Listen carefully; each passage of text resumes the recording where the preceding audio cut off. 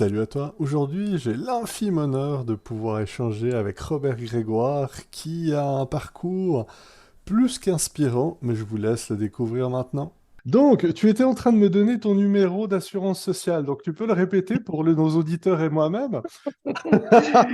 Ah, mais t'as tellement raison, Ziad, parce que toute la question de l'information et de la vie privée, c'est tellement important aujourd'hui. Puis, bien sûr, le numéro d'assurance sociale, c'est la clé à ton identité citoyenne, ton identité aussi d'impôt. Alors, c'est une chose que tu ne veux certainement pas donner.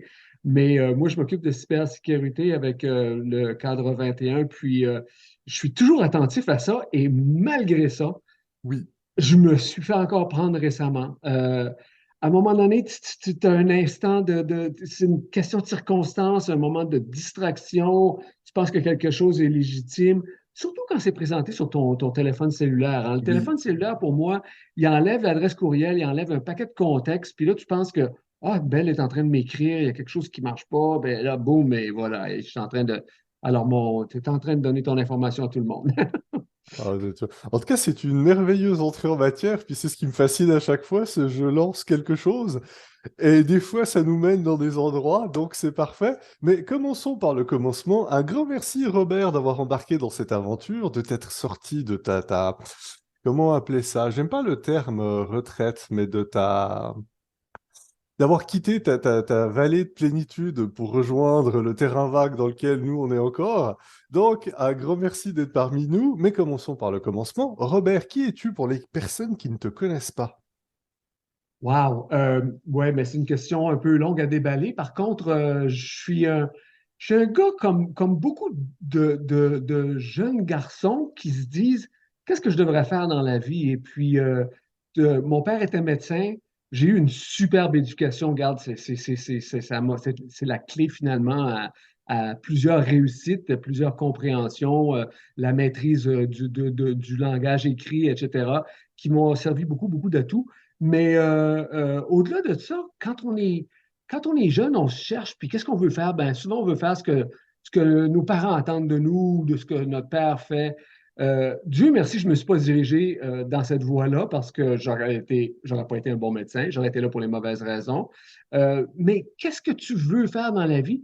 C'est bizarre parce que la question prend tellement de temps à maîtriser. Je regarde mon garçon aller, il a 24 ans maintenant, puis il vient de finir tout un bac et puis il a décidé que c'est pas ça qu'il veut faire dans la vie. C'est difficile de savoir où est-ce qu'on veut en venir. Puis moi, ma première carrière, j'ai étudié en éducation physique, mais j'ai jamais voulu enseigner l'éducation physique. Ma copine à l'époque m'a dit, ah, tu devrais coacher en ski, Robert, tu serais bon. Puis j'avais énormément de succès. Ça m'a mené avec l'équipe nationale canadienne, ça m'a mené Waouh! avec la Fédération canadienne des entraîneurs de ski. Ça m'a mené au Nouveau-Brunswick en 1990.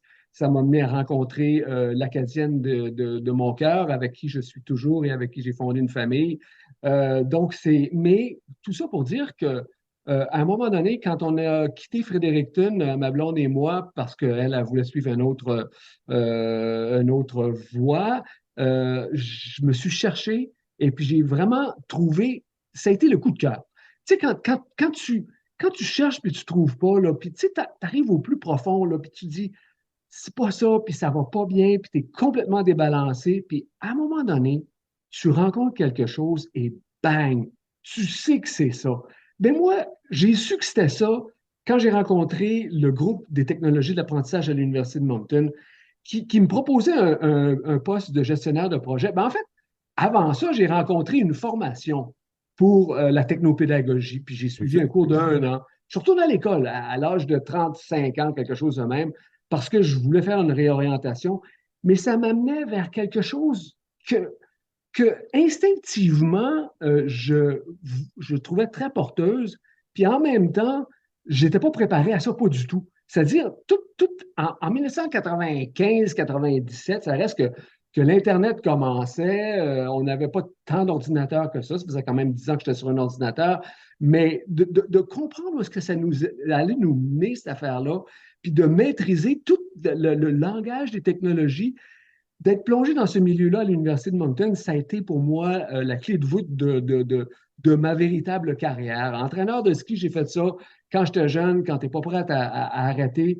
Mais quand j'ai commencé à faire des choses, je suis tombé dans ce milieu-là, puis c'est un milieu que j'ai adoré parce que je travaillais avec des gens, non seulement des programmeurs qui maîtrisaient un langage qui était différent, mais aussi toute une équipe médiatique qui maîtrise le média qui vient renforcer, alimenter, augmenter le discours. Et puis ça, c'était la plus belle chose au monde, de travailler en équipe pour créer un projet qui allait permettre à un individu d'apprendre à travers une expérience en ligne.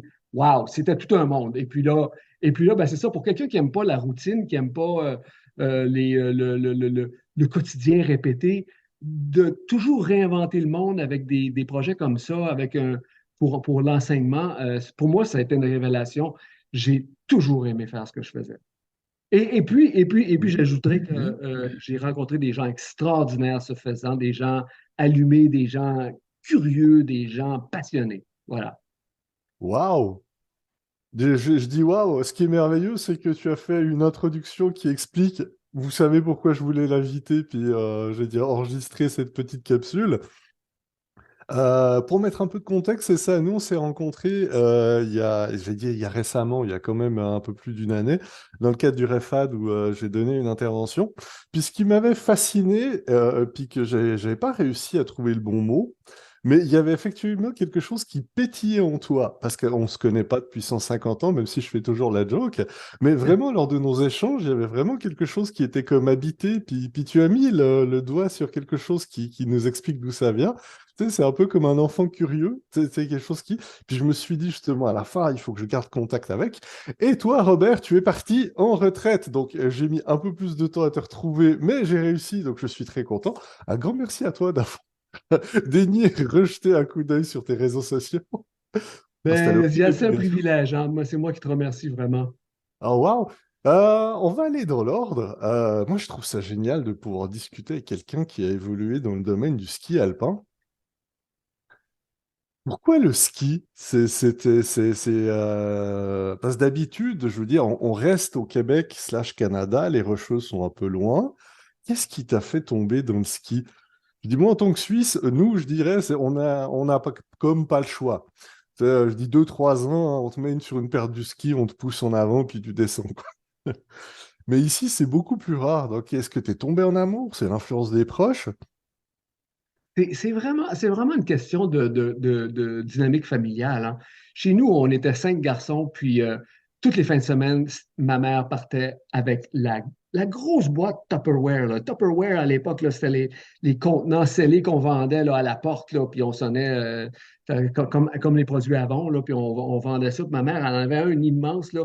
Elle faisait des sandwichs pour les 7 là-dedans, puis on partait en ski, puis on s'assoyait tous les midis ensemble, puis j'ai suivi des cours de ski, j'ai skié, puis tout ça dans la région. Québec, écoute, à l'époque, c'était un domaine très froid.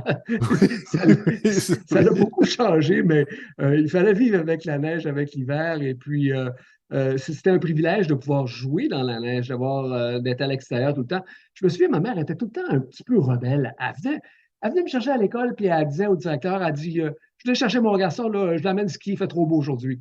Puis elle me sortait du séminaire de Québec. C'était génial, puis ça faisait partie de notre ADN.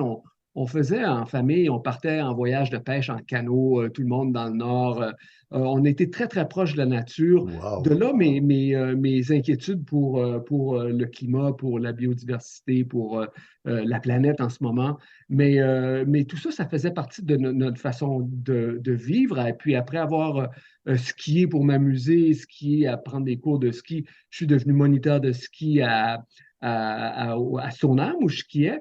Et puis, durant mes études à l'Université de Sherbrooke, ben là, je me demandais comment j'allais faire de l'argent parce que j'avais besoin d'un petit revenu. Et puis, j'ai eu la chance d'être embauché comme entraîneur-chef pour un club local. Et puis là, tu sais, comme c'était un bon mariage parce que j'étudiais en éducation physique, et puis le fait de coacher les jeunes à A au Z, qui est une montagne extraordinaire, un volcan à côté d'un autre volcan, à Waouh! côté de deux autres volcans, Killington, Orford, des vieux, vieux volcans, on s'entend. Ouais. C'était une région extraordinaire, plongée dans cette vie de famille-là aussi, avec toutes les les familles qui appartenaient au club, les jeunes. J'ai eu beaucoup, beaucoup de succès comme entraîneur. Ça m'a amené à travailler pour la Fédération des entraîneurs de ski du Canada. Ça m'a amené dans les Rocheuses, ça m'a amené en Europe. C'était un privilège extraordinaire que d'être payé pour faire quelque chose que j'adorais. Et puis en plus de ça, on avait tellement de plaisir avec les jeunes. À un moment donné, je me souviens, il y avait une compétition à Thetford Mines et puis j'ai dit non, moi je suis entraîneur-chef à RZ. Je ne peux pas y aller, j'ai du travail, je vais rester ici, mais j'ai envoyé mon groupe d'élite, là, j'ai envoyé tous mes jeunes skier là. Et puis les parents m'ont rappelé dimanche soir, Robert, on a gagné les trois médailles, 11 argent, or, argent, bronze. Et puis, ça a été comme un peu parce que je faisais à ce moment-là du bon travail à AZ, et puis ça m'a amené à être en vue avec la Fédération québécoise de ski. Puis, bon, ça l'a amené à cette carrière-là. J'ai continué. J'ai continué quand on m'a offert le poste de directeur des stages pour l'Est du Canada. Et puis, ça a été la fin de ma carrière de ski. Après ça, je suis devenu un gestionnaire de ski pour le Nouveau-Brunswick. Mais quand même, ça a été 15 ans, 15 années de plaisir dans la nature, apprendre à apprivoiser le froid, puis toujours à jouer avec quelque chose qui est toujours resté avec moi, c'est le plaisir, les sensations, le risque, l'adrénaline. Ça fait partie de mon ADN aussi. Waouh, j'ai le goût de dire merci maman. Non, merci à ta maman surtout. C'est assez dingue. Oui, Euh, oui. Est-ce que là, je suis en train de réfléchir. Et comme je le dis à chaque fois, il y a 700 IA dans ma tête qui se battent pour deux manettes et un micro, ce qui fait que des fois, ça bug. Tu viens d'ouvrir plein de portes, puis j'ai le goût d'en visiter quelques-unes. Moi, je trouve la démarche de ta maman géniale. Comme on dit,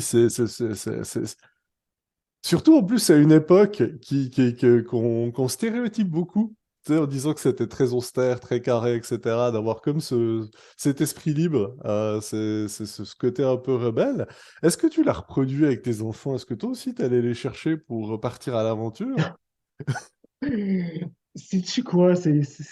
On ne peut pas s'en empêcher, hein? On est comme on est, puis on joue le rôle de modèle pour nos enfants, puis on les élève avec les valeurs qu'on avait. On a essayé le ski alpin, puis pour moi, ça n'a pas été un copier-coller. On a fait deux, trois années de ski alpin, de classe. Les enfants ont appris à skier, on prenait nos vacances en ski, mais Nouveau-Brunswick, c'est pas le Québec, hein, puis les Oui. montagnes, c'est pas le Mont-Tremblant ici. Donc, à un moment donné, ça s'est tanné, mais on a continué, puis écoute, ma plus grande fierté, c'est que mes deux enfants, en ce moment, tu sais que souvent, on a ces discussions-là à la maison, où est-ce que mon épouse dit, mais comment ça se fait que nos enfants ne sont pas branchés, n'ont pas une carrière, leurs amis sont déjà rendus avocats, médecins, nanana, nanana, et puis les nôtres, ils se cherchent, ils vivent dans la pauvreté, gna, gna, gna. Vraiment, pour moi, vraiment une question de donner des bonnes valeurs. Et puis, je suis content de voir que mes enfants peuvent se retourner. Ma fille a toujours nagé compétitivement. Mon garçon vient de lâcher le rouge et or au badminton à Laval. Wow. Dans les deux cas, ils sont des athlètes, ils s'entraînent. Pour moi, le fait de rester physiquement actif, le fait de rester connecté à ton corps, d'être en santé et de connaître son corps, ses limites, c'est tellement important pour l'avenir. Ça te porte, ça te permet d'être plus productif au travail, ça te permet d'être plus de bonne humeur. Tu sais que tu disais tantôt, tu me trouvais pétillant, tu me trouvais Oui. c'est comme dynamique. Oui. Ben, c'est peut-être le fait que j'aime faire de l'activité physique, puis je maintiens ça. Même à 64 ans, je continue ma routine en me souvenant des bons vieux jours. Mais il faut dire, donc ça, c'est important. Puis j'ai élevé mes enfants de même. Je les ai élevés aussi. Puis là, par contre, pour moi, c'est vraiment important de parler de ça parce que je trouve ça tellement fun. Ziad, je te remercie de m'en donner la chance. Mais euh, parmi mes plus belles réussites dans la vie, puis parmi les choses les plus importantes que j'ai jamais faites, ma fille avait 8 ans, mon garçon avait 5 ans, et puis Harry Potter est rentré dans nos vies. Et puis là, Harry Potter, c'est pas moi qui l'ai lu, mais Oui. j'entendais parler de Harry Potter.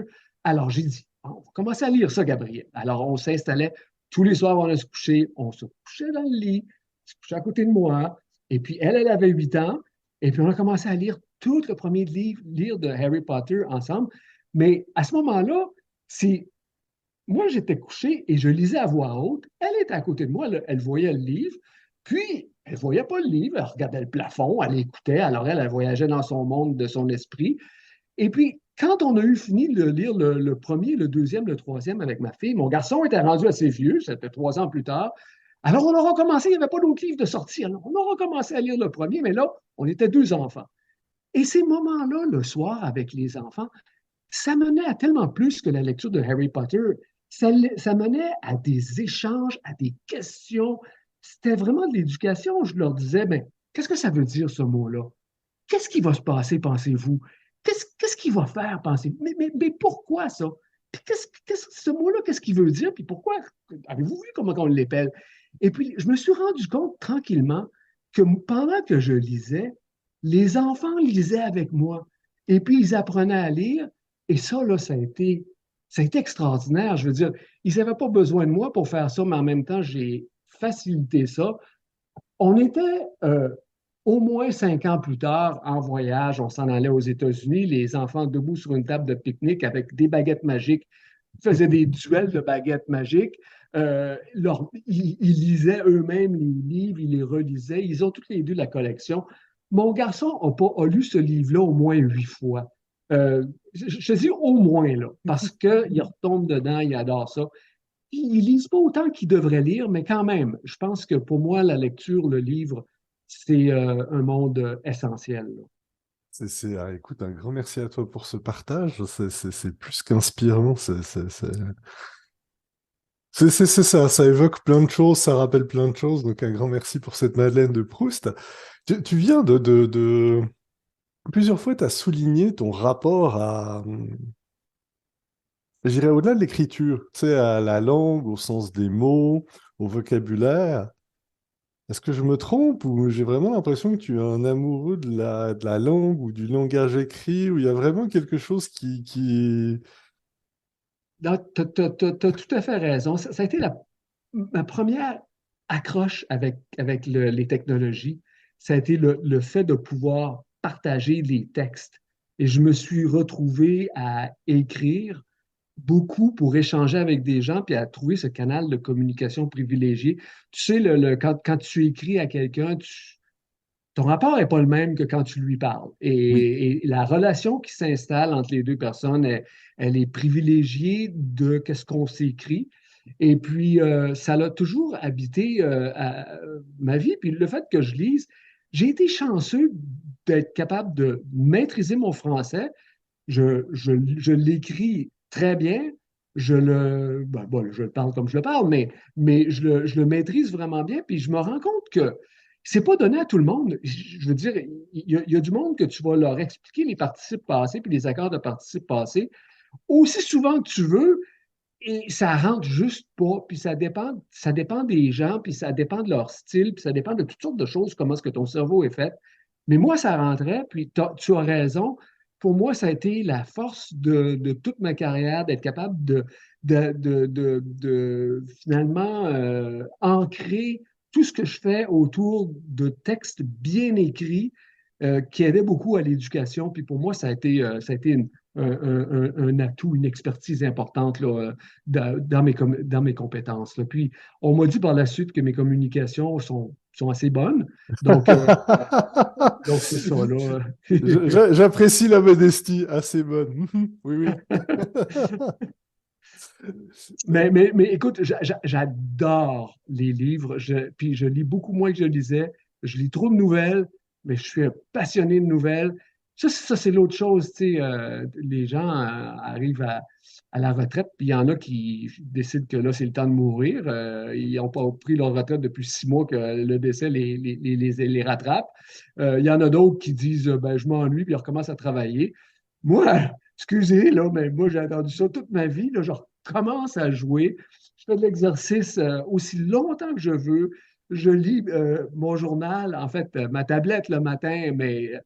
Et c'est ça qui est intéressant aussi, c'est qu'à partir du moment que tu consommes les médias, puis je ne suis pas sûr que la consommation entre la télévision puis le mot écrit, la parole écrite est la même. C'est des choses vraiment différentes, puis je pense aussi que l'absorption, la compréhension, puis la rétention sont complètement différents à partir du moment que tu lis.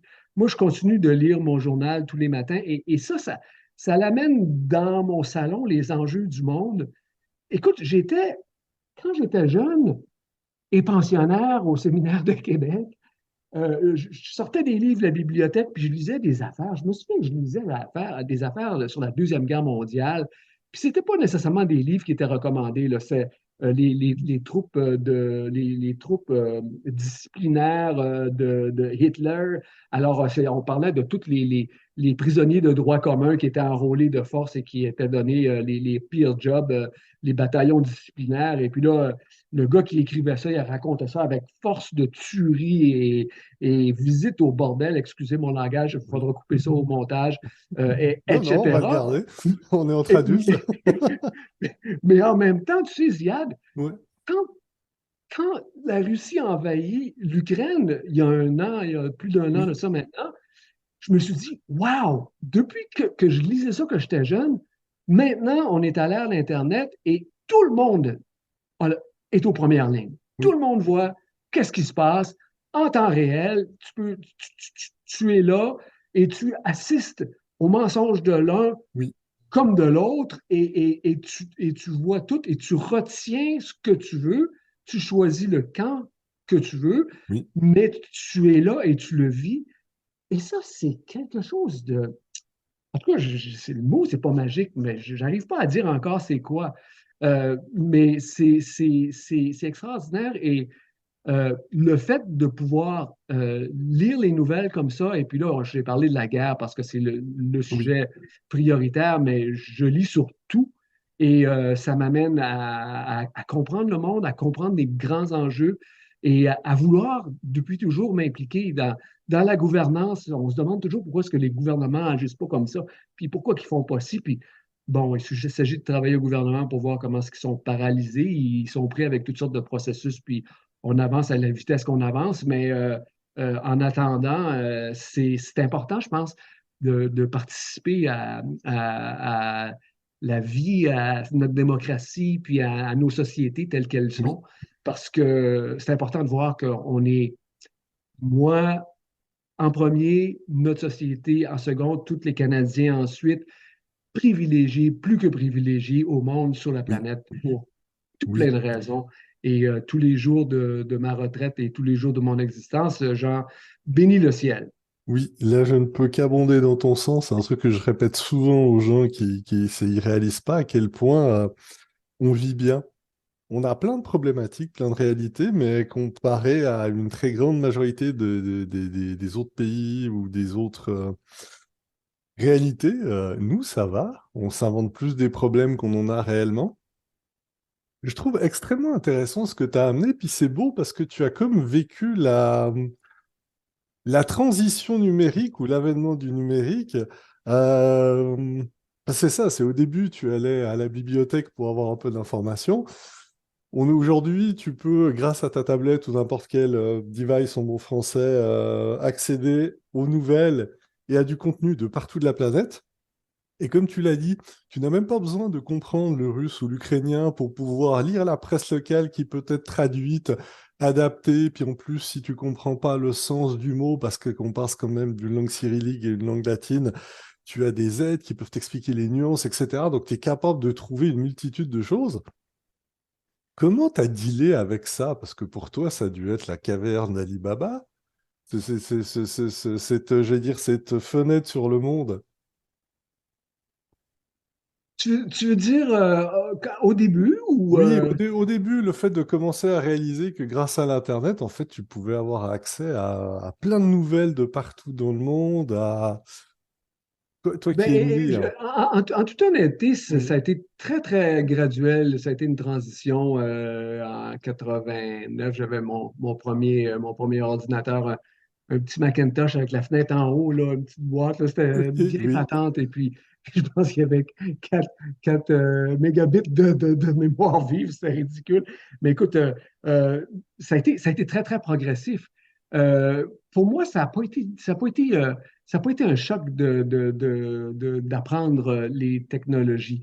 Je pense que ce qui est le choc, c'est de voir de nos jours à quel point les gens ne comprennent pas la technologie. ouais, tu sais, une de mes préoccupations, c'est le fossé technologique. Tu Oui, sais, comme les privilégiés, les bien nantis, ceux dont l'esprit les aide à mieux comprendre un peu qu'est-ce qui se passe, vont voir en dessous, tu sais, puis juste comprendre le fait que je suis reconnu par mon identifiant, puis mon identifiant, il est unique, c'est juste ça, puis c'est un concept de base de données, ça.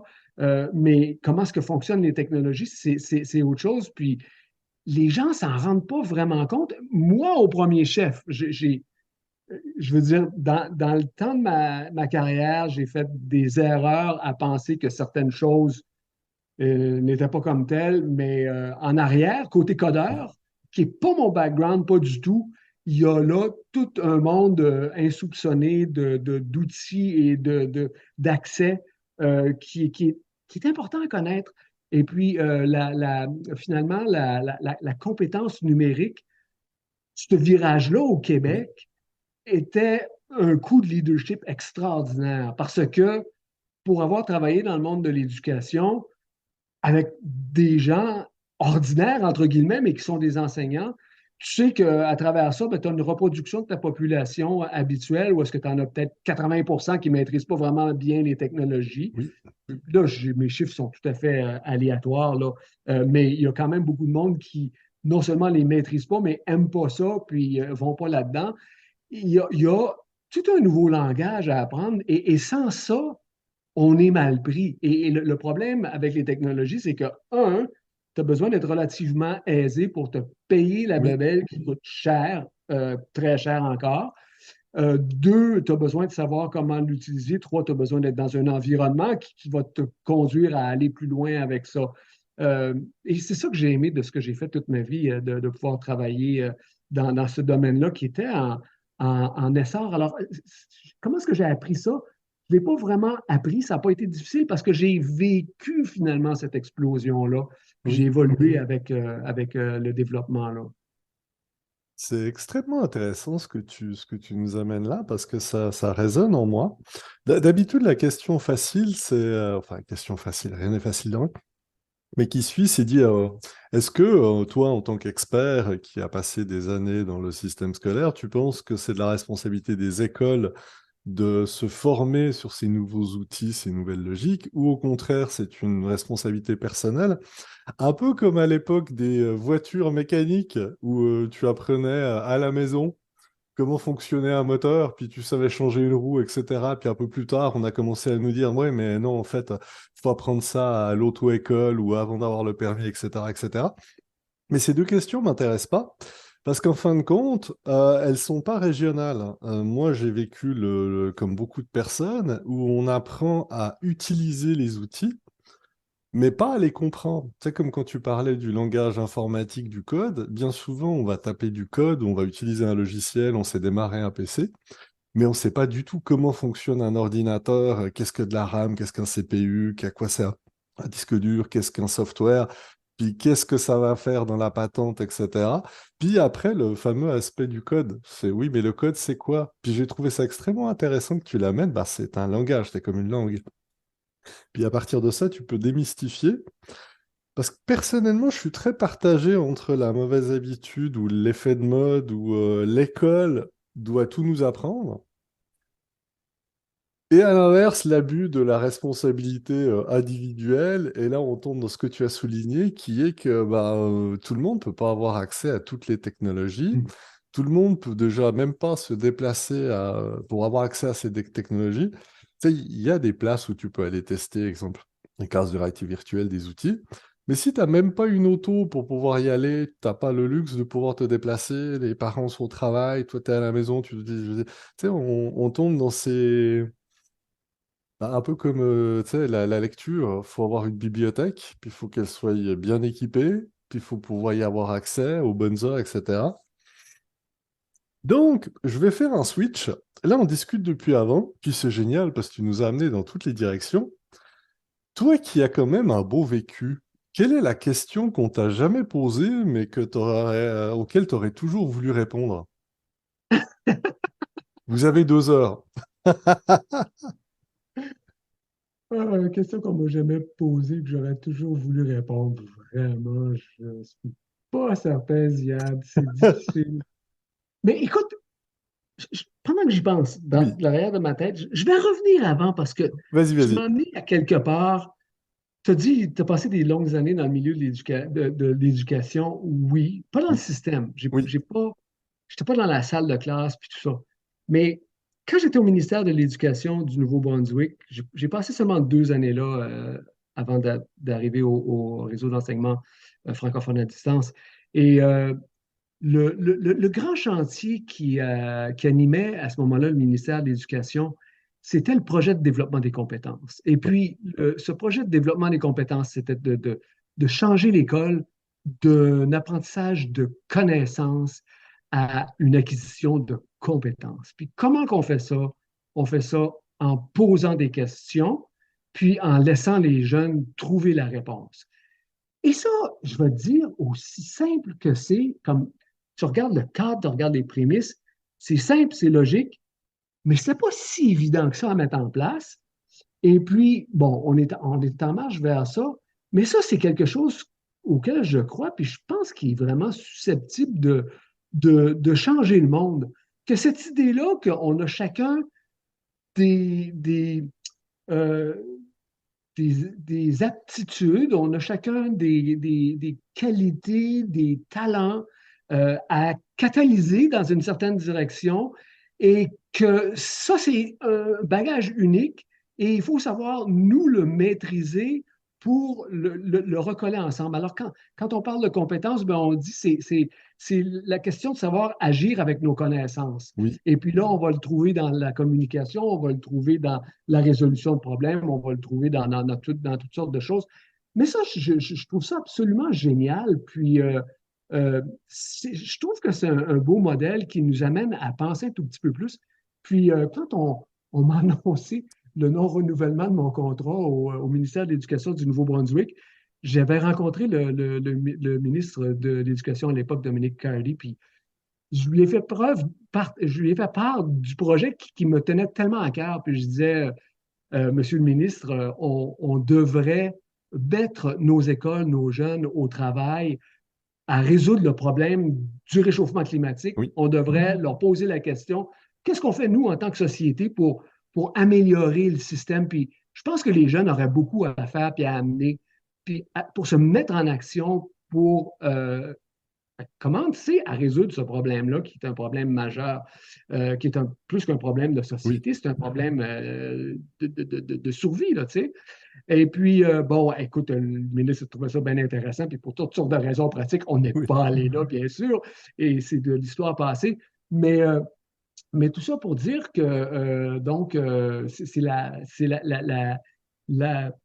direction que j'aurais voulu aller. Puis pour revenir à ta question, quelle est la question qu'on m'a jamais posée, puis que j'aurais toujours aimé entendre?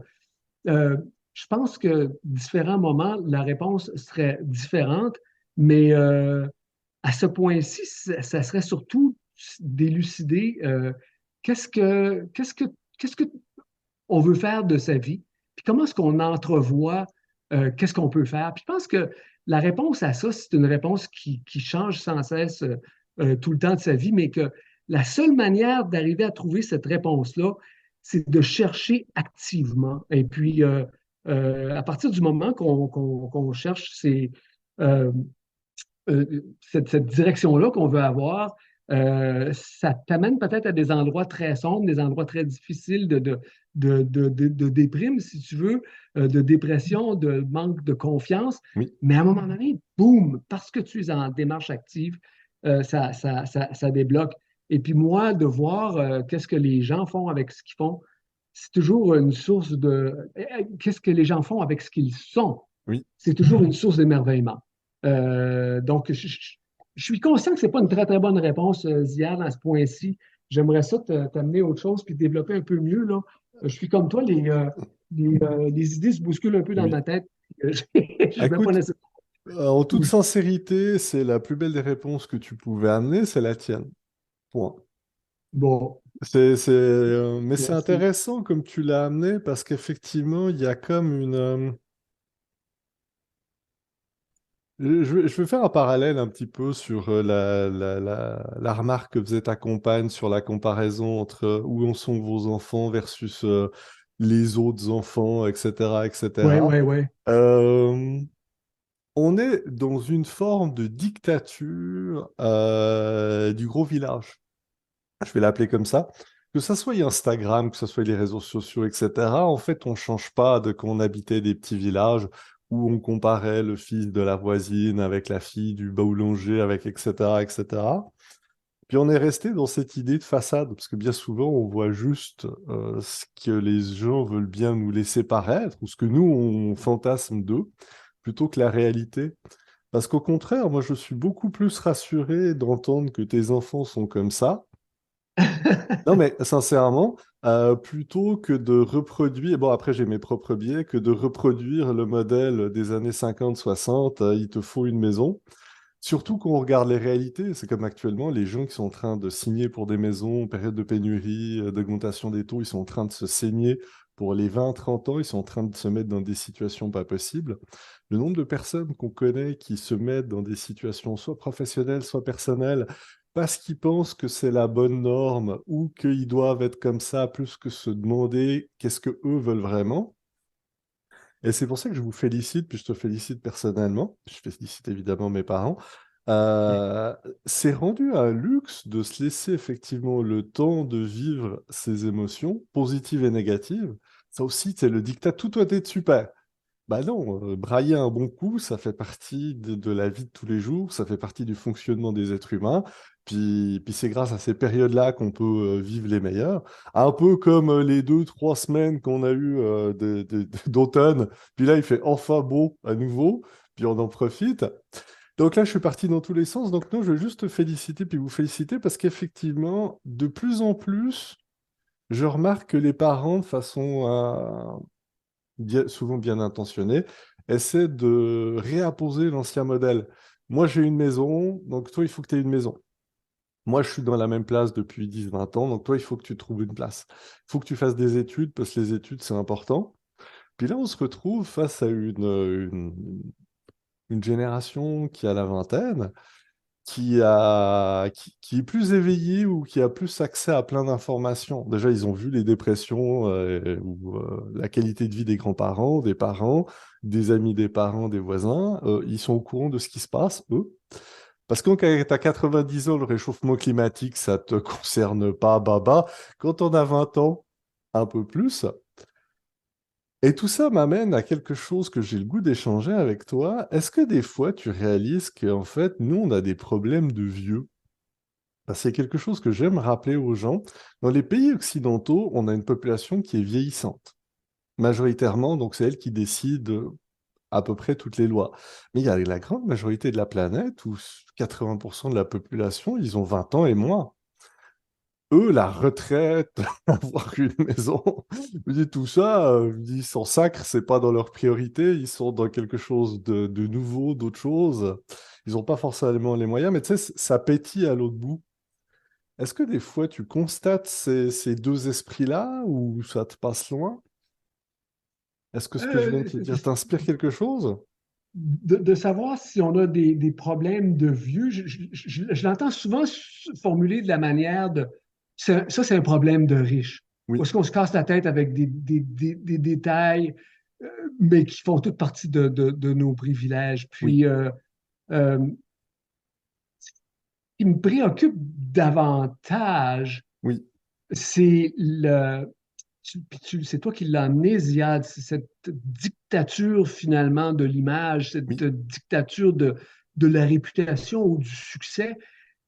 Et je ne peux pas imaginer la pression que nos enfants vivent oui, de devoir grandir avec leur image et leur succès et leur beauté sur Internet oui, et tous les grands voyages qu'ils font, puis toutes les choses extraordinaires. Puis tu l'as tellement dit, hein, tu as cette façade-là qui a l'air d'être une vie idyllique. Et tout d'un coup, tu apprends que sordidement derrière ça, ils se sont tous entretués, ils saillissent tous. Mais c'est deux réalités, la réalité de ce que tu veux bien montrer versus ce qui se passe en réalité. Et la pression qu'on a correspond vraiment, vraiment bien. Écoute, je lisais récemment un excellent, excellent article de Ezra Klein dans le New York Times qui se demandait est-ce qu'on est en train de recréer avec l'intelligence artificielle les problèmes qu'on a créés avec l'Internet? Avec l'Internet, tout d'un coup, toute la connaissance du monde est disponible au bout Oui. de tes doigts immédiatement, ce qui s'écrit aujourd'hui comme ce qui s'est écrit dans le passé et tout ça.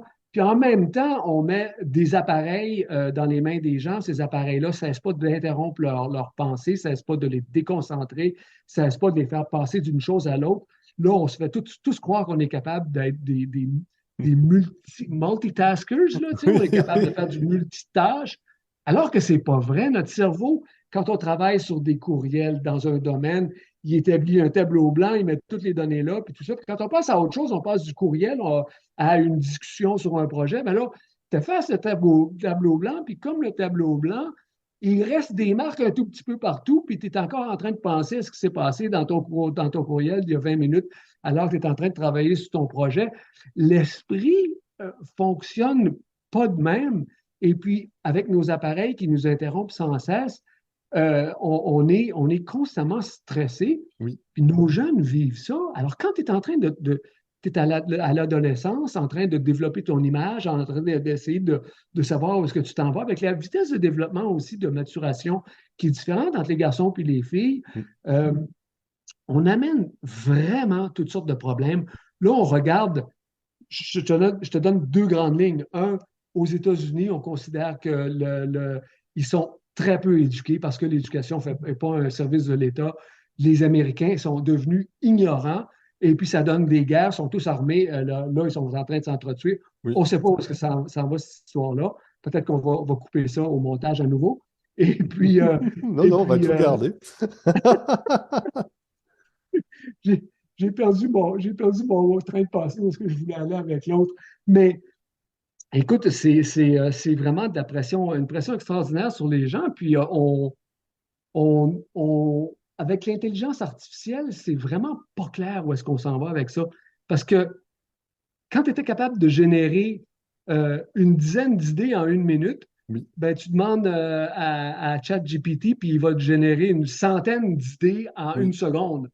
Et puis là, ben, en même temps, ben, ça va être un peu n'importe quoi, comme on va voir, comme ils ont fait récemment avec des diagnostics médicaux ou bien des soumissions Mm. aux journaux, que c'est bourré d'erreurs puis qu'il n'y a rien de vrai là-dedans. Ça a été complètement réassemblé au montage, mais à partir de trop de sources, ce n'était pas un cas réel. En même temps, ça va nous prendre des gens pour traiter cette information-là puis savoir est-ce que c'est bon. Donc, bon, tu mets ChatGPT à générer de la cochonnerie, puis ChatGPT à vérifier la validité de la cochonnerie, puis pendant ce temps-là, ben, ton esprit à toi est plus impliqué là-dedans. Tu ne fais plus partie du processus, tu Oui. n'apprends plus rien, tu fais juste regarder un sommaire, comme si je te fais un sommaire d'un livre de Baudelaire en 10 points, est-ce que ça vaut l'expérience de lire le livre, de lire le livre? Je ne pense pas. Donc, ça revient à tout ça. Donc, en ce moment, là, sérieusement, pour plusieurs enjeux majeurs, on est dans une période critique de la planète et de l'évolution de la planète.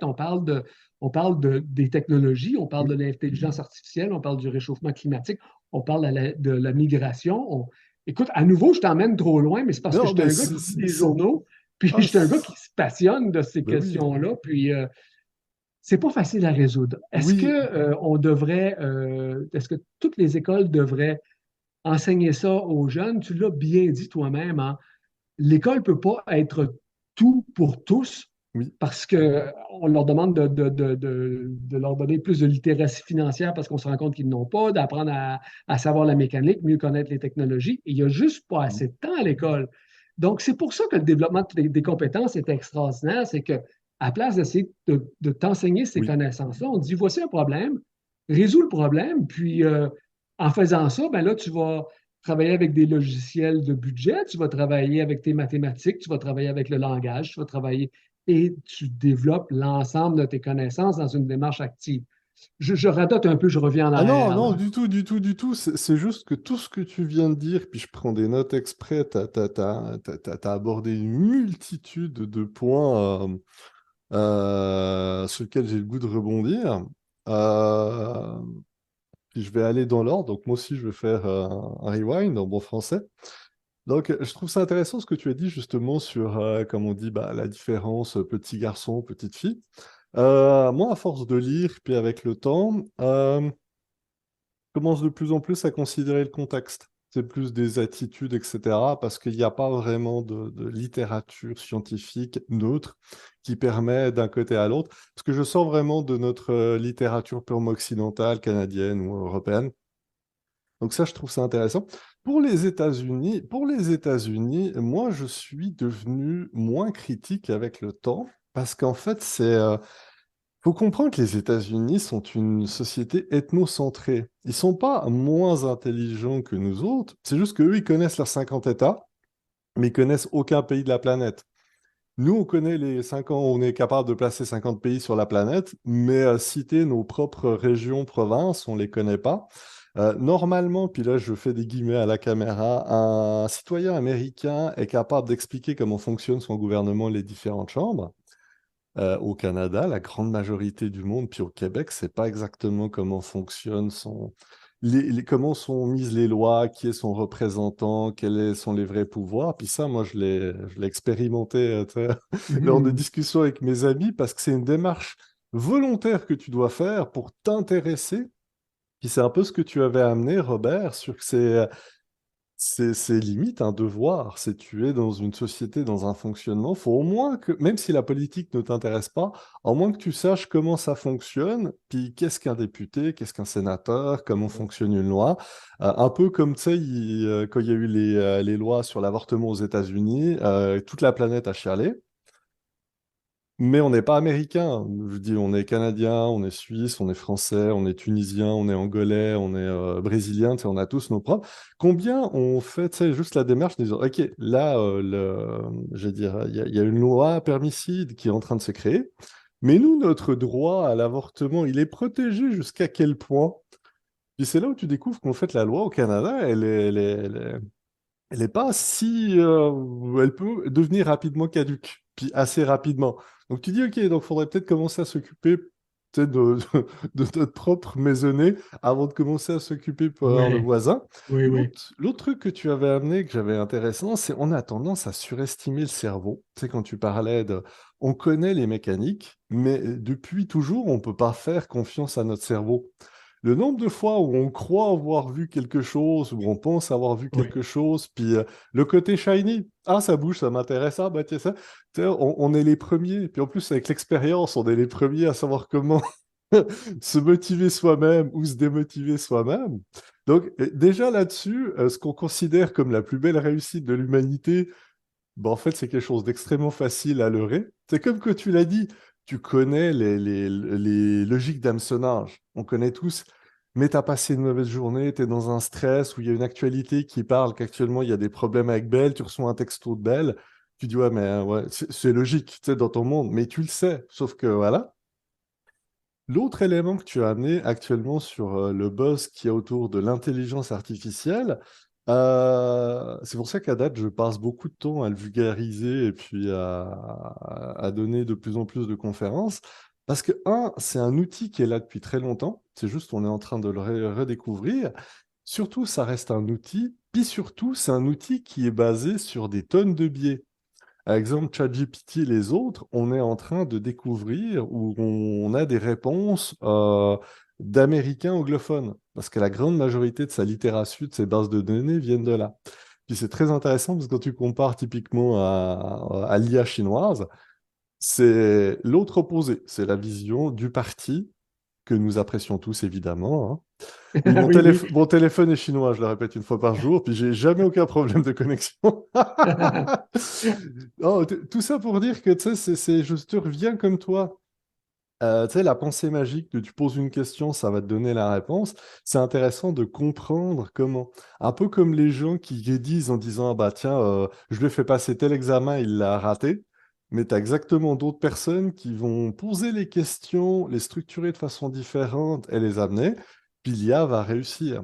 Sauf que là où on est en train de se faire avoir, nous, le coup du cerveau, c'est que c'est devenu un chatbot. Donc, il nous parle et il nous parle de façon à comme si c'était un ami ou quelqu'un en qui on peut faire confiance ou la façon de. Puis dernièrement, il y a un truc qui m'a fasciné, c'est que j'ai regardé une analyse du film IA de Spielberg par un journaliste et accompagné par une IA. Puis c'était extrêmement bien fait. Bah, justement, tu sais, elle comparait. Puis typiquement, l'IA qui était ChatGPT commençait, bah, écoutez, je veux dire, on est concerné. Puis le journaliste disait, comment ça, on? T'es pas un humain?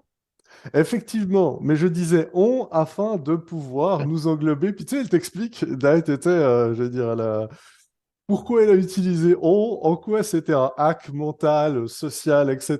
Puis qu'effectivement, elle ne fait pas partie de l'humanité et tout. Puis tu te dis, mais pour moi, c'est du bonbon intellectuel. Puis en plus, c'est intéressant de voir ce qu'une IA pense d'un film où on met en avant une IA pour parler de l'humanité. Puis tu dis, ouais, mais on va trop loin, puis j'adore ça. Et je finis par le fameux développement de compétences où effectivement, c'est des vraies questions de société où on se marche un peu sur la tête. Et là, je te rejoins, où on a beau vouloir axer la formation sur l'apprentissage des compétences, apprendre à apprendre. Parce que moi, ça m'a toujours choqué, il faut aller à l'université pour apprendre à apprendre. Donc ça devrait être le premier des éléments. En revanche, tu as beau avoir tout ce que tu veux au niveau des compétences, l'élément qui va rester, c'est est-ce que tu as eu ta note de passage? Oui et non.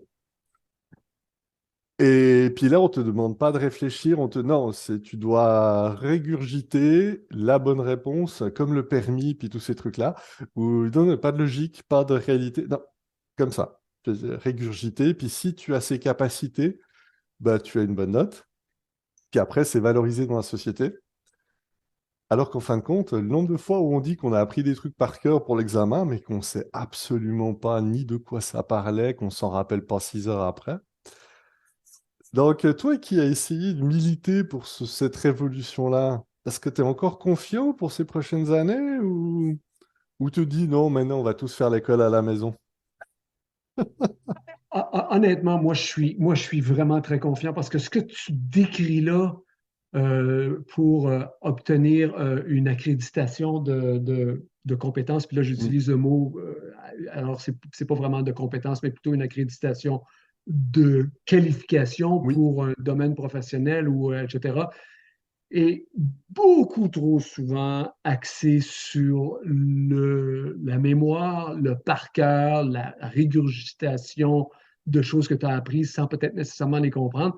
Et aujourd'hui, l'intelligence artificielle nous amène à tout remettre ça en question parce que là, effectivement, les travaux qu'on peut te donner ne sont absolument plus représentatifs de la personne. Tu oui, es, presque obligé de faire des examens face à face, demander à une personne OK, ben, et c'est ça qui nous ramène aux meilleurs examens. C'est prends tous tes outils, oui, prends ton ordinateur, connecte-toi comme d'habitude. Maintenant, reconstitue-moi, c'est la solution, résous ce problème-là et argumente-le. oui, Là, on va voir qu'est-ce que tu es capable d'écrire.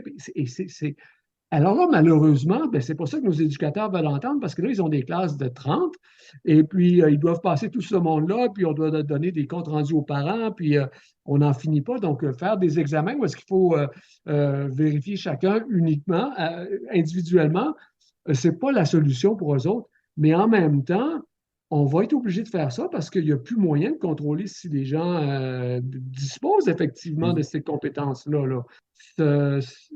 Quand on va sortir de ça, oui, ça va renverser bien des phénomènes de classe, de remettre les gens à leur vraie place. oui, Tu sais, quand tu arrives que tu es un immigrant qui a rien, mais qui a des dispositions pour travailler fort, puis pour oui, apprendre, puis pour essayer de s'adapter, puis pour aider, puis s'inscrire dans sa nouvelle société oui, d'accueil, parce que c'est tellement mieux que où j'étais, puis que je mourrais de faim.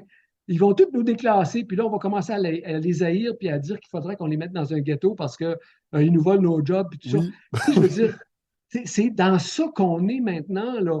Mais effectivement, ça vient de ton attitude personnelle au départ, Oui. de comment est-ce que tu veux apprendre, comment est-ce que tu veux travailler, puis quelle énergie tu veux mettre là-dedans. Puis ça dépend aussi de tes expériences, hein. Si tu as Oui. été maltraité quand tu étais jeune, ben, ça ne te tente plus de faire ça. Mais je ne sais plus c'était quoi la Non, mais question. c'est parfait parce que je vais rebondir là-dessus parce que c'est pour vrai, cette rencontre, comme évidemment toutes les autres, c'est du bonbon. Puis je te remercie, Robert, pour tout ce que tu nous amènes et tout ce que tu nous échanges. J'abonde dans ton sens. Puis j'aimerais faire du pouce sur ce que tu as dit, qu'effectivement aujourd'hui on est arrivé à un stade où enseigner comme avant, c'est plus possible parce que l'offre qui tourne autour est trop bien faite. Tu sais, aujourd'hui, on dit le premier formateur, c'est YouTube. Tu veux réparer, tu sais, avant je parlais de réparer un moteur, réparer un toaster, apprendre comment calculer une fractale. Limite, tu vas regarder sur YouTube, puis tu vas trouver la personne qui communique, avec qui tu sembles le plus en connexion. Puis tu vas regarder, puis tu vas juste suivre, puis étape par Ouais, étape, à ton rythme, puis tu vas apprendre tu vas gagner en compétences beaucoup plus que dans un milieu scolaire. Donc on a cette concurrence-là. Mais j'aimerais parler des profs, parce qu'effectivement, quand tu parles de l'intelligence artificielle, tous ces outils-là combinés à des éléments, bah, peuvent faciliter la job. Se mettre un oui, professeur derrière un étudiant pour l'accompagner à chaque étape, c'est compliqué, mais mettre une IA que tu as alimentée avec les bons... Allez, parlons en vulgarisation. Est-ce que j'ai affaire à un introverti, à un extraverti? Est-ce que la personne comprend bien la langue, la maîtrise bien? Au contraire, il faut que je simplifie mon langage. Est-ce que la personne, genre, c'est sa troisième langue? Donc, est-ce que je lui repréciser des choses dans sa propre culture, dans sa langue, permettre à la compréhension? Tu sais, on parle tous français, comme je dis, selon d'où on vient, mais on a souvent des faux amis. C'est le mot classeur cartable, stationnement, parking. C'est pas la même chose, puis ça ouais, peut ouais, t'embêter. Après, on a les biais culturels qui engagent, mais tout ça peut être ouais. fait en même temps avec toutes les datas qu'on scanne. Est-ce que la personne est stressée? Elle est en confiance? Est-ce qu'elle est à l'aise? Est-ce qu'elle souffre d'un handicap? X ou Y, comment je peux l'adapter, etc. Est-ce qu'elle répond rapidement, trop rapidement, pas assez rapidement? Est-ce que je peux lui donner des indices? Comment elle fonctionne? Comment elle justifie? Tout ça, c'est des éléments où la technologie peut nous aider. Puis après, tu peux faire un mini pointage en tant que professeur, puis te simplifier la vie, puis aller là où ton temps est vraiment nécessaire et offre une plus-value. Mais tout ça est à bâtir ou à utiliser, ou, Oui, comme on dit à date, c'est comme tout. Tu sais, quand les ordinateurs sont arrivés, on s'est dit c'est une surcharge de. Tu sais, ça va être de la job en plus. Jusqu'à que les gens commencent à se dire non, non, mais en fait, je suis en train de me sauver de la job, je vais pouvoir faire autre chose. Donc, il y a toute cette attitude-là. L'autre élément que je voulais commenter, c'est aussi le biais culturel et d'où on vient, à quel point au niveau de la formation, ça nous nivelle.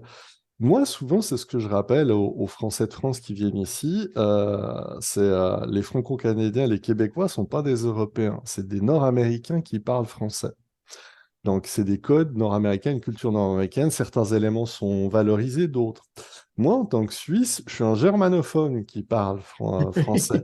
Et ça, je le précise parce que nous, on a vraiment une culture comme les Allemands. On ne fait pas de philosophie, on ne fait pas alors que on travaille sur le concret. ouais. C'est-à-dire, donc nous, c'est très orienté dès la primaire sur, faut qu'on fasse des vraies choses, faut que ça serve à quelque chose, faut qu'il y ait une finalité. On n'est pas en train de se poser des questions sur l'univers et autre chose, ce qui fait déjà une formation de société. On est conservateur. Tu sais, quand tu parlais de l'éducation à la finance, nous, on l'a très jeune. Sauf que nous, on nous dit que les obligations, c'est bien et que les actions, c'est le mal. Spéculer, c'est pas bien. Il faut déposer, il faut penser petit, il Ouais. faut être précautionneux, il faut pas prendre de risques. Ça, c'est des trucs de fous américains qui se ruinent. Non, non, nous, on est... Voilà, un sou, c'est un sou, faut faire attention. Pas... Puis après, ça rentre avec la société. Faire attention, pas trop de place. Puis ensuite, quand tu comprends que de toute façon, on est une petite société entassée dans 30% du pays, etc. Donc, rien ne vient de nulle part. Mais ça crée tous ces petits je dirais, Des tensions, des frictions, Oui, des friction. C'est conflits. toutes ces frictions on se croise les uns les autres, plutôt que de prendre le temps d'échanger un peu, puis de voir quelles sont les forces. Pour s'asseoir, réfléchir, penser, on n'est peut-être pas les meilleurs, mais pour produire quelque chose, puis réaliser ce qu'on va le faire. Parce que moi, souvent, je le raconte. Moi, mon premier apprentissage, c'était dessinateur électricien. Puis j'avais de la chance à l'époque parce que chaque 6 mois, je passais un mois sur les chantiers. Ah Puis oui. normalement, tu es dans un bureau technique, tu vas pas sur les chantiers. Mais le nombre de choses que j'ai appris sur... Parce que je ris, t'as ton calque, un trait, c'est facile. Sauf ce trait-là, quand tu es sur le chantier avec ta bassette et ton bureau, puis que tu passes ta journée à essayer de péter le mur en béton, parce qu'il y a quelqu'un qui n'a pas pris 2 secondes à réfléchir en se disant, mais qu'est-ce que la personne sur place va vraiment faire? C'est extrêmement formateur. Puis après, tu penses de façon consciente ou inconsciente à chacune des répercussions plus loin. Puis je parle de ça parce que ça fait partie de tous ces apprentissages qui nous manquent des fois ici, ou qu'on n'a pas, tu sais, où on ne pense pas forcément à la finalité. Tu sais, on va étudier un métier, mais bien souvent, les gens n'ont pas ni fait de stage, ni vécu sur le terrain. Donc, un grand merci de m'avoir amené dans toutes ces directions-là. Le temps passe tellement vite, c'est sûr que moi, je vais te réinviter. Toi qui as un très beau parcours de vie, c'est mon point de vue à moi. Puis je te remercie avec tout ce que tu nous as partagé, tout ce que tu nous as échangé. Est-ce qu'il y a quelque chose que tu aurais le goût de nous partager? Exemple, quelque chose que les gens devraient savoir, mais ont tendance à ignorer. Aïe, aïe, aïe. Peut-être deux choses. Puis là, Oui, en disant deux, je vais oublier la deuxième après avoir évoqué la première. Euh, mais c'est ce qui se passe ici entre toi et moi, Ziad. Deux personnes qui parlent. Une personne parle, l'autre écoute, approuve, renforce, mais la personne a le temps de parler. Quand tu tombes dans le milieu du travail, puis que tu es en équipe, c'est vraiment difficile d'avoir le temps, le moment de placer ton mot, puis d'être entendu pour ce que tu crois qui est important. Et le temps que tu perds à écouter les autres raconter des choses qui n'ont pas rapport, des choses que tu sais déjà, c'est vraiment difficile quand tu n'es pas patient comme moi. Euh, alors, j'apprécie énormément un échange comme celui-ci, un échange à deux, où est-ce que tu me donnes la parole, parce que moi, en toute transparence, dans la vie, je suis plutôt effacé, puis je ne suis pas celui qui parle dans le groupe. Souvent, je voudrais parler, mais je n'ai jamais la chance parce que mon tempérament ne me le permet pas. Alors ça, c'est, quand je dirigeais, j'étais à la tête du REFAD, c'était quelque chose parce que j'ai réalisé, les gens disaient, euh, ah, Robert Grégoire, très bonne facilitation, vraiment agréable, euh, vraiment intéressant comment est-ce qu'il relance la discussion. Ah oui, les gens pensent ça, j'aurais jamais pensé. Alors, cette idée-là d'être capable d'avoir le temps de s'exprimer et d'avoir la place dans un groupe pour le faire, c'est tellement important. Puis c'est pour ça que moi, quand j'organise une réunion, j'aime ça dire, je commence ma réunion de un, j'envoie les documents à l'avance. De deux, je m'attends à ce que les gens aient pris connaissance. De trois, je m'attends à ce qu'on commence la réunion, ce que toi, tu me fais un sommaire de ce que tu as compris. Qu'est-ce qui est important pour toi? On fait un tour de table de même, tout le monde parle, je vais t'écouter, puis on se répétera pas pour rien. Ça, alors donc, dans le processus de l'échange, je trouve ça vraiment extraordinaire. Euh, et puis là, tu me demandais l'autre chose que je l'avais sur le bout, là. Je savais que j'allais l'oublier. oui, Euh, ça s'appelle Caroline, moi, non, mais c'est la prophétie autoréalisatrice. Tu aurais pas dit que tu étais allé oublier la deuxième partie, tu l'aurais pas oublié, tu sais. j'aurais pas dû dire C'est ça. ça, tu sais, le gars de marketing en moi aurait dit, ça c'est typiquement, tu commences sur ta première idée, puis quand tu vois que ta deuxième part pas, tu dis, écoutez, au prochain épisode, ou saison 2, Oui, ou Toutoum. c'est ça. Attends. Ah, Ben, je vais utiliser. j'essaie juste de me souvenir, Ziad, puis ça, tu Oui. pourras le couper, là. Mais non, Parce non, que, c'est pour vrai. répète-moi ta question, quelque chose que je voulais partager, puis que j'ai pas eu le temps, hein. En fait, non, c'était plus vaste. Tu sais, bien souvent, on sait quelque chose que la grande majorité du monde ignore, et qu'on se dit, mais comment ça se fait qu'ils ne le savent pas? Ça peut être aussi bête que des fois, c'est, je sais pas moi, à quoi sert un robinet de radiateur? Et certains n'en ont pas la moindre idée. Qu'est-ce qu'il y avait comme autre chose? Je dis des fois, c'est des grandes histoires, c'est des philosophes. Et une anecdote qui est toute bête, les gens, quand ils vont à Rome, et puis là, c'est moi qui... C'est une technique que j'utilise souvent où je fais des très longues questions, ce qui permet à l'autre personne de prendre le temps de se fixer et de réfléchir. Alors que ce qui est le fun, c'est que je prends la lumière, puis les gens se disent, ouais, mais il parle beaucoup, Ziad, oui. Mais l'avantage, c'est que l'interlocuteur ou l'interlocutrice a le temps, elle, de briller, puis de toujours se rappeler quel est son objectif final. Donc, je reviens. Tout le monde connaît la fontaine de Trévi à Rome. C'est bondé, il y a du monde partout, bah, c'est de l'eau, tu vas acheter des pièces, etc. Mais à 2 ou 3 rues d'ici, j'ai le plan dans ma tête, mais il existe une fontaine à vin avec un vin italien rouge de qualité Ah gratuit. oui, hein? C'est ça. Puis c'est vraiment en fait un mini abri avec un petit robinet.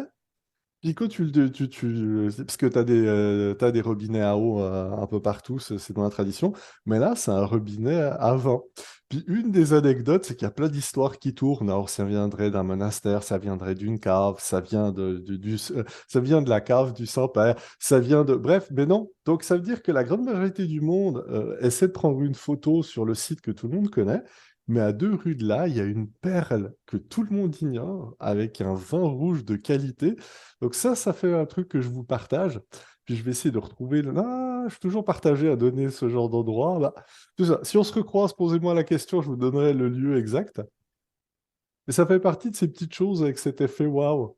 C'est comme un autre truc aussi qui est un classique. Si vous êtes en voyage accompagné et qu'on vous dit que, je sais pas, moi, mardi, on va visiter telle place, considérez souvent qu'on va visiter en groupe ça mardi parce que c'est payant et que lundi, c'est gratuit. Donc, allez-y lundi. Oui, oui, oui. Ça, c'est les trucs de touristes, un peu voyageurs ou un peu explorateurs. Donc, c'était ça. Est-ce que si tu n'es pas inspiré, c'est pas grave, on passera à l'autre question. Honnêtement, on va Ouais. aller à l'autre question, puis peut-être que ça me reviendra, Ziad, malheureusement. Je t'écoutais, puis je t'ai rendu à boire du vin à Rome avec toi. Ah, ouais, écoute, mais tellement. Ben, avant la Covid, je voulais me refaire un trip en Europe. Enfin bref. Sauf que là, on est rendu après la Covid, et je me dis que si je retourne en Italie, moi, j'aurai un avantage, c'est que je vais revenir en flottant.